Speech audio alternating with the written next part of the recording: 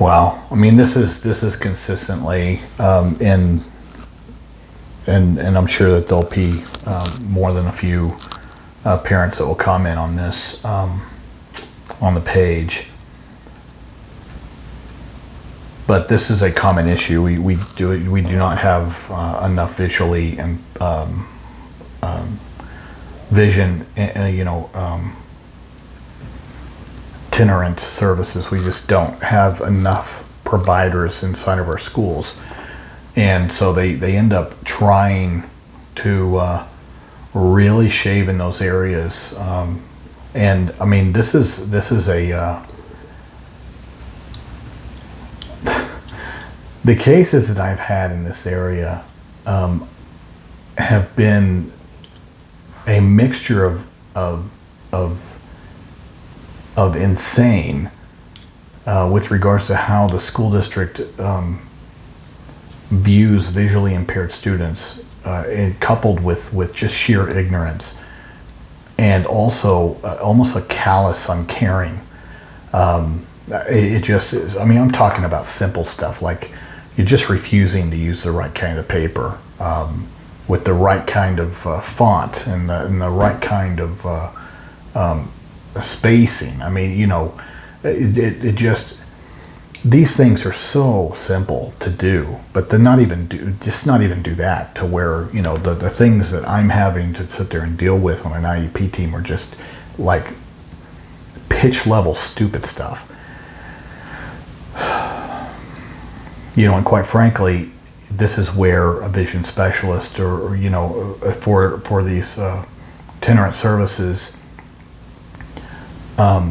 play a large role, not only in educating staff, but then also ensuring that the items needed are there. And, but at the same time, there's nothing that would prevent, let's say, a resource teacher from some of that stuff is simple, and you wouldn't need a visually, somebody who specializes in that area and trained in that area to necessarily get some of these basics done. I mean, but that's where in the cases I've had it's really, it's just pitifully lazy. But in your particular situation, complaints were issued through the state board. Formal complaints were issued through the state board. Well, formal complaints issued to the state board, that doesn't make any sense to me. I mean, you can complain to your state board of education, but that's not really maybe I'm totally misunderstanding what you're saying, but are you saying that you filed a state complaint with the state board of education, or the state department of education? If that's the case, did they render a decision? Now, if you just wrote formal complaints to the state board of education, that there's really no mechanism for them to put any corrective action out as a state board of education.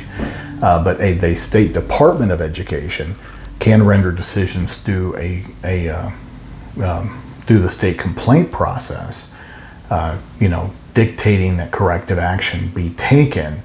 And then if they ignore that, so you still preserve your rights. And depending on what state you're in, if you're in a state other than, let's say, North Carolina and Texas, which I know definitively has a 1-year statute of limitations, if you're in another state, the overwhelming number of states in the U.S. Have a 2-year statute of limitations. So even if you had a state complaint decision indicating that corrective action needed to be taken in this area, that does not take away your right in any of the other areas with regards to due process mediation, facilitated IEP meeting to try to get corrective action or enforcement on that state complaint, or as far as the corrective action. But to have them ignore that as well, and I imagine it's because they'll sit there and play the card that they don't, that these professionals are unavailable, that they can't find anybody. I mean, there are some other solutions, but that would require them to to look or think outside the box.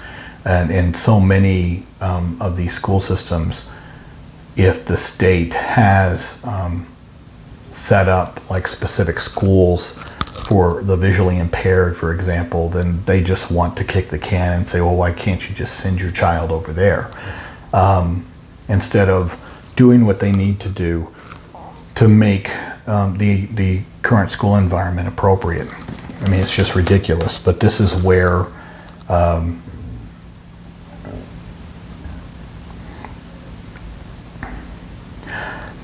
if you have a network of other parents that are going through the same thing, this is where an Office of Civil Rights complaint, OCR complaint, would be an excellent idea. They would have attorneys that would come in and investigate this. School districts hate to respond to OCR complaints. Hate it. The other one is due process.